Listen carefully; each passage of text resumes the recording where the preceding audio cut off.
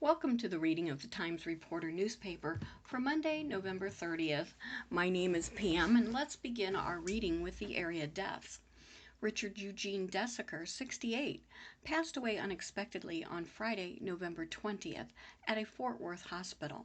A memorial service will be held at a later date. Margaret Hutchinson, 91, of Newcomerstown, died Friday, November 27th, at her home. A graveside service will be held Monday, November 30th at 10 a.m. at West Lawn Cemetery of Newcomerstown. Nancy J. Limbacher, 81, of Dover, passed away Saturday, November 28th, at Union Hospital in Dover. Private family services will be held. Caroline Elmira Clausen McIlvaine has passed away. Because of COVID precautions, there will be no calling hours or service at this time. Her family will lovingly lay her to rest at a private family graveside service at Dover Burial Park. A gala celebration of this wonderful woman's life is planned for this summer. Sandra K. Rombach, age 70, died Wednesday. A memorial service will be held at a later date. Mary Lou Shanken, 92, of Dover, passed away peacefully on Saturday, November 28th, at her home. Funeral services will be held on Wednesday, December 2nd, starting at 11 a.m. in the Tolan Herzig Funeral Home and Crematory at Dover. The family will be greeting friends 1 hour prior to the service on Wednesday. Due to COVID-19, masks and social distancing will be required. Melinda Yoder, 91, of Walnut Creek and formerly of Dundee, passed away on Friday, November 27th, at Walnut Hills Nursing Home. Services will be held on Thursday, December 3rd at 2 p.m. at Berlin Christian Fellowship. Friends may call on Thursday from 1 to 2 at the church prior to the services, with masks being required and social distancing being observed. Melva V. Zimmerman, known as Millie, 97, died on November 24th from a stroke at the Park Village Southside Nursing Home in New Philadelphia. Visitation will be held Wednesday, December 2nd from 1 to 2 p.m. in the Guy Funeral Home at New Philadelphia. A service will begin at 2 p.m. in the funeral home chapel. Due to COVID-19, safety precautions will be taken. The 6-foot rule will be honored, and all guests are required to wear a mask to enter the funeral home. That concludes the area reading of the deaths from today's online edition. We will now begin our first article. COVID-19 infections at Tuscarawas County Long-Term Care Facility. The New Philadelphia City Health Department and the Tuscarawas County Health Department were notified Wednesday of 2 COVID-19 related deaths in Tuscarawas County. This brings the number of COVID-19 related deaths in the county to 65. The deceased are a 68-year-old woman and a 74-year-old woman. As of Wednesday afternoon, there were 3,426 cases of COVID-19 in Tuscarawas County, an increase of 140 since Tuesday. Of that number, 1,460 are active cases and 1,901 are presumed recovered. Here is the Tuscarawas County COVID-19 school report for the week of November 16th through the 22nd. Buckeye Career Center, 3 new student cases. Claymont City Schools, 1 new student case, 2 new staff cases. Dover City Schools, 4 new student cases, 2 new staff cases. Garraway Local Schools, 4 new student cases, 5 new staff cases.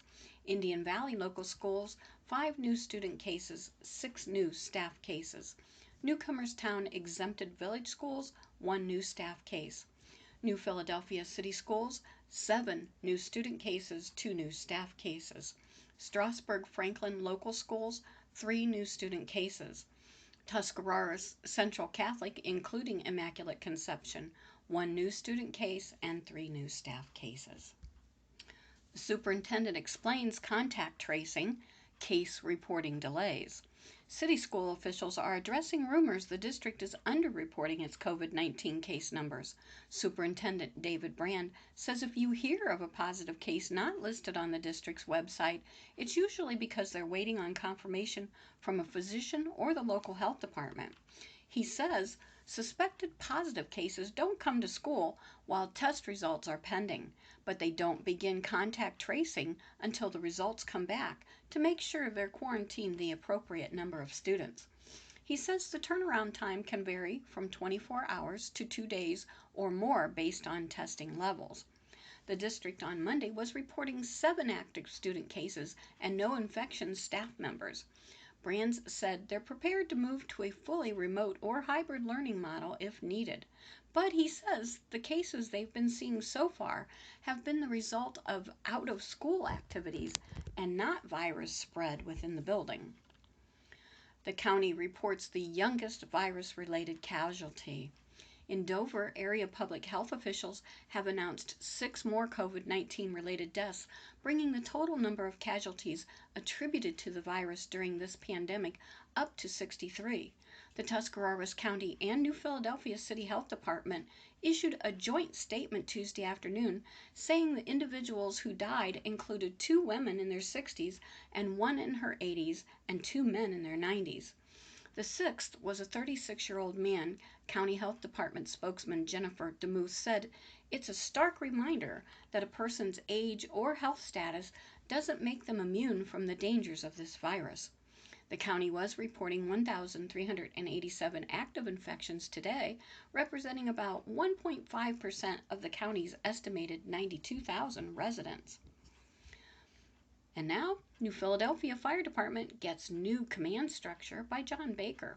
The New Philadelphia Fire Department recently promoted 6 members, giving the department a new command structure. Zach Gieb, Scott Torchik, and Stephen Wright were promoted to lieutenant. Matt Graham and Bert Snyder were promoted to captain, and Matt Tharp was promoted to the new position of assistant fire chief. The department was able to make the changes thanks to a 3-year SAFER, which means Staffing for Adequate Fire and Emergency Response, grant from the federal government in 2019. The city was able to hire 6 new firefighters/paramedics. As assistant chief, Tharp will assist Parish with the activities of members performing fire prevention inspections, firefighting operations, and firefighting and emergency medical service education. Tharp will also be responsible for keeping mandated education and training records, supervising the operations of the Fire Inspection Bureau, and enforcement of the State Fire Code and the International Property Maintenance Code. It's not an additional person on the fire department. It's just rearranging the command structure, Paris told Council on Monday. Next up, COVID-19 infections at Tuscarawas County Long-Term Care Facility. Report on COVID-19 infections at long-term care facilities in Tuscarawas County as of Wednesday. Tuscarawas County Health Commissioner diagnosed with COVID-19. Amberwood Manor, 3 new resident cases, 2 new staff. Claymont Health and Rehabilitation, 15 new resident cases, 10 new staff cases. Country Club Retirement Campus, 54 new resident cases, 23 new staff cases. Hennis Care Center in Boulevard, 3 new resident cases, 6 new staff cases. Hennis Care Center in Dover, 11 new resident cases, 4 new staff cases. New Dawn Retirement Community, 6 new resident cases, 2 new staff cases. Park Village Assisted Living North, 1 new staff case. Park Village Dover, 1 new resident case, 7 new staff cases. Park Village Southside New Philadelphia, 3 new staff cases. Riverside Manor Health and Rehabilitation, 2 new resident cases and 5 new staff cases. Schonbrunn Healthcare, 3 new staff cases. And now Newcomerstown Village Council, the November 2nd meeting. The key action was Council heard updates on several property, street, and alley issues when members met on November 2nd. Mayor Pat Cadle reported on plans about the Newcomerstown truck stop property at I-77 and Route 36. The mayor said a request has been sent to Shy Realty to meet with village officials and that informational letters have been sent to Pilot Flying J and the Sheets Corporation to explore options. The purchase of the former System 3 building on Bridge Street has been completed. The plan is to move administrative offices from the current municipal building police station to the System 3 building because it is more handicapped accessible. The deed should be available in 6 to 8 weeks. In actions concerning alleys, a resident of North Bridge Street is requesting a barrier at the southern end of an alley due to the narrowness of the street when large vehicles are pulling onto the road. A resident requested the vacating of a grass-covered alley beside Mulvane Street. The Albin Title Company has contacted the village about an alley near the Addy Funeral Home parking lot, which was supposedly vacated in 1992. The street paving program is progressing. Storm sewers have been replaced on Fire Street, some alleys, and Woody Hayes Drive at River Street. There is still a sinkhole problem in that area, which will be fixed. In other action, Council heard that Fit for You had half of their sidewalk poured, but there was some delay because of rain. The village is paying for the curb to be reconstructed because of damage and for 6 panels of the sidewalk. Heard the Newcomerstown Emergency Rescue Squad report 4 calls in the village: 1 auto fire, 1 fire alarm, 1 gas leak, and 1 service call. Police Chief Gary Holland reported 228 total incidents, 34 officer reports, 8 misdemeanor and felony arrests, and 49 citations. Fiscal Officer Lisa Statelier reported attending a webinar through the Ohio Municipal League with some of the topics including PERS, police and fire updates, audit and legal updates, land banks, the CARES Act, and the economic impact of the COVID-19. She is finalizing the 2021 budget and working on the second round of CARES grant applications. The applications has requested funds of $72,418.79. A total of 37 grant applications have been received with a total of $120,646.41. Approved a bid of $128,000 from the Wargo Corporation for the second phase of the Simmons property project. Passed a resolution accepting the amounts and rates as determined by the Tuscarawas County Budget Commission. Our next article, Zimmerman Foundation application deadline approaching. The next deadline for applications to the Zimmerman Foundation is December 1st for grants to be awarded January 2021. The foundation was established by the late Blair E. and Anna L. Zimmerman to assist qualified tax-exempt organizations in Tuscarawas County that have charitable, religious, scientific, literary, or educational purposes.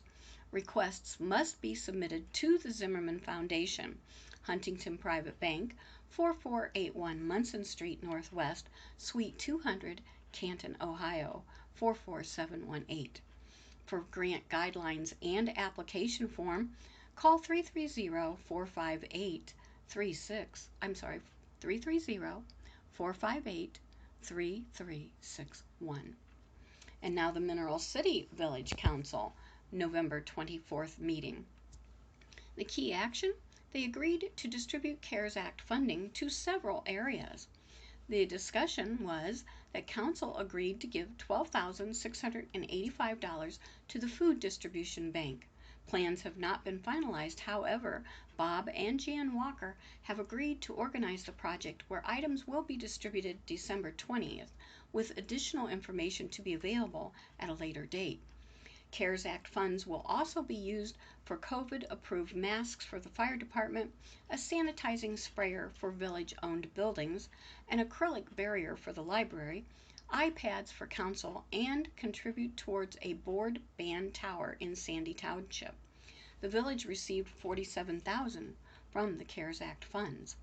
In another matter, Councilman Roy Berman agreed to replace the paint 6 spindles at the gazebo. Street Superintendent Sam Moore was authorized to purchase electrical boxes for the gazebo at a cost not to exceed $100. The work at the gazebo is being done due to vandalism. In other action, Council heard the crossing guard was suspended and then terminated November 17th for insubordination for not wearing a mask while on duty. Mayor Lori Green corresponded with the crossing guard via texts. Learned the chickens and roosters are no longer in the village. Mayor Lori Green said the chickens were for emotional support to the owners. A discussion was held about another family also having chickens that were loose.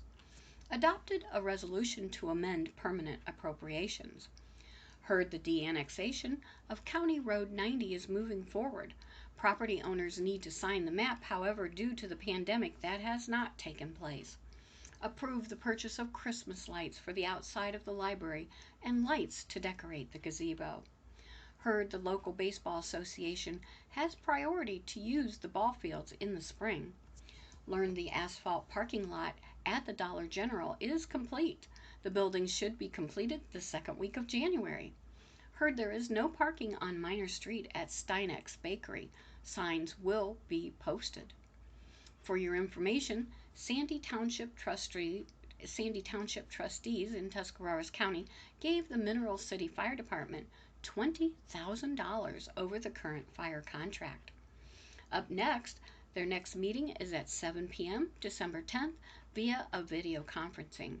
At 7 p.m. December 29th, regular in-person meeting will be held, changed from December 24th.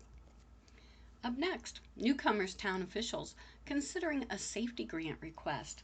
The village will be among the municipalities seeking a $400,000 transportation grant aimed at keeping kids safe on their way to and from school. Omega Transportation Planner Megan Carmel is preparing the village's application for the Ohio Department of Transportation's Safe Route to School program. She says a survey of the available routes to school revealed a need for sidewalks on Bridge Street from State to the railroad tracks and along Miskimon Drive between the middle and high schools. Carmel is suggesting the village seek funding for those projects and to add pedestrian signal at the intersection of State and River Streets. She said if the village's application is approved, the grant that would cover the entire cost of all three projects with no local match.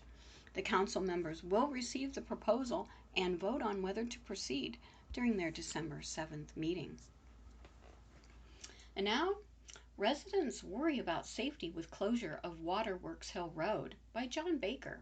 In Uhrichsville, Linda Wren's family has lived in a house on Waterworks Hill Road south of Uhrichsville for 3 generations. She lives at the end of the lane that serves 3 other families. I love living out in the country a mile and a half from town, she said. There's no traffic on the lane. All the neighbors get along and look out for each other. It's a really nice place to live. I have pets.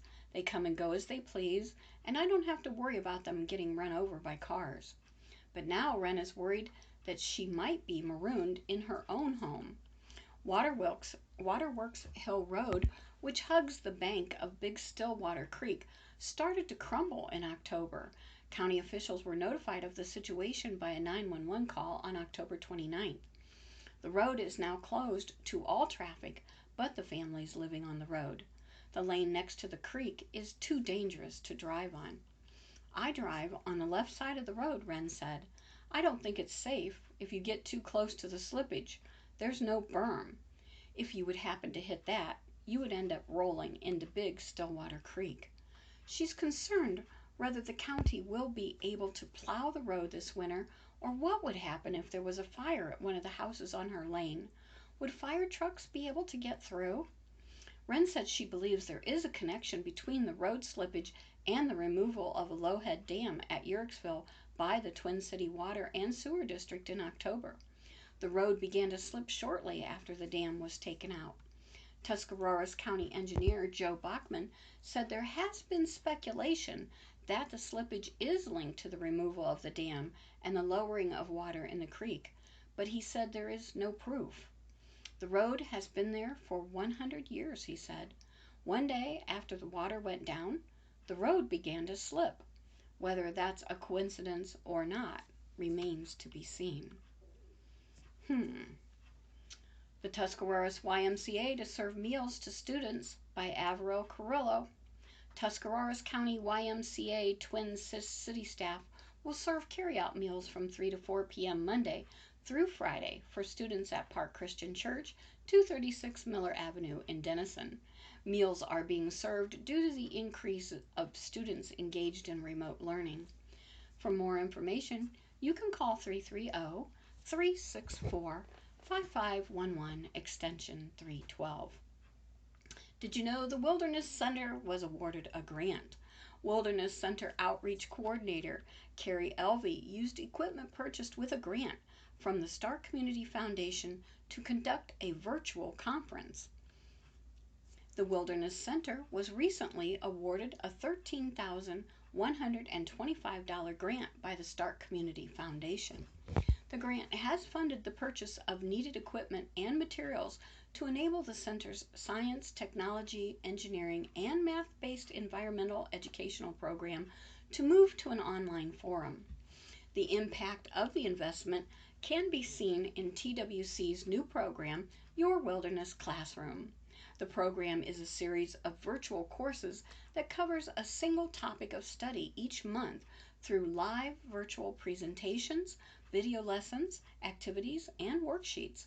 Parents and classroom teachers can choose to subscribe for the entire semester or one specific lesson aligning with the current topic of study. The topics are designed to meet Ohio standards.